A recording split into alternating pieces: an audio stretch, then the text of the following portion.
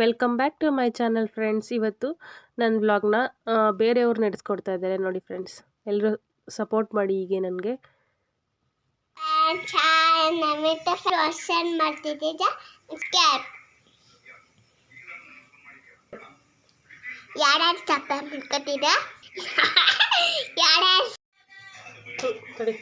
Hello friends, ಅಮ್ಮ ಇವತ್ತು ಅಳಿಸಿನ ಕುಯ್ತೈತೆ, ಗಣ್ಣ ಕುಯ್ತೈತೆ.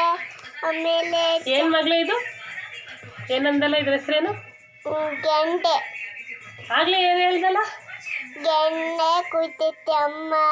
ಆಮೇಲೆ ಇದು ಹಲಸಿನ ಕುಯ್ತೈತೆ. ಅಣ್ಣ ಹಣ್ಣು ಹಣ್ಣು ಅಣ್ಣ ಇದು ಏನು ಹೇಳೋ ಕರೆಕ್ಟಾಗಿ ಮಗಳೇ? ಹಲಸಿನ ಹಣ್ಣು.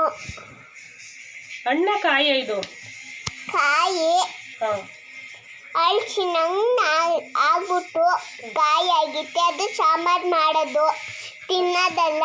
ಇನ್ನೂ ಹಣ್ಣಾಗಿದೆ, ದಪ್ಪಾಗಿ. ತೊಗರಿ ಕಾಳು, ಆಲೂಗಡ್ಡೆ ಮತ್ತು ಹಲಸಿನ ಬಡ್ಕಾಕಿ ಇವತ್ತು ಸಾಂಬಾರು ಮಾಡ್ತಾಯಿದ್ದೀನಿ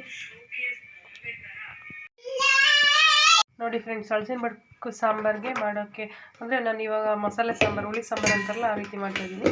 ಅದಕ್ಕೆ ಬೇಕಾಗಿರೋಂಥದ್ದು ಟೊಮೊಟೊ, ಈರುಳ್ಳಿ ಮತ್ತು ತೆಂಗಿನಕಾಯಿ, ಸ್ವಲ್ಪ ಹುಣಸೆಹಣ್ಣು ಮತ್ತು ಸ್ವಲ್ಪ ಧನಿಯಾ ಪೌಡರ್ ಅಂದರೆ ಇದು ಸಾಂಬಾರು ಪುಡಿ ಮತ್ತು ಖಾರ ಪುಡಿ ಅಷ್ಟೇ ಫ್ರೆಂಡ್ಸ್ ನಾನು ಹಾಕ್ತಾಯಿರೋದು ಮಸಾಲೆ ರುಬ್ಬಕ್ಕೆ.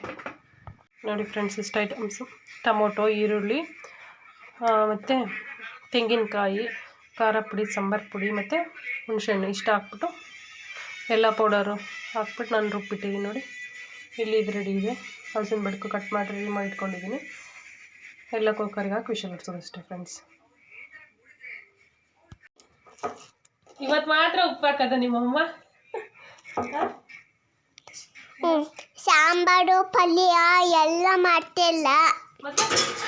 ಇದು ಪಲ್ಯ ಮಾಡ್ತಿಲ್ಲ, ಸಾಂಬಾರು ಮಾಡ್ತಿರೋದು ಇವತ್ತು. ಯಾರ್ಯಾರು ಸಪ್ರೇಟ್ ಮಾಡ್ಕೊತಿದ್ದೀರಾ ಅವ್ರಿಗೆ ಸಪ್ರೇಟ್ ಮಾಡ್ಕೊಳ್ಳಿ.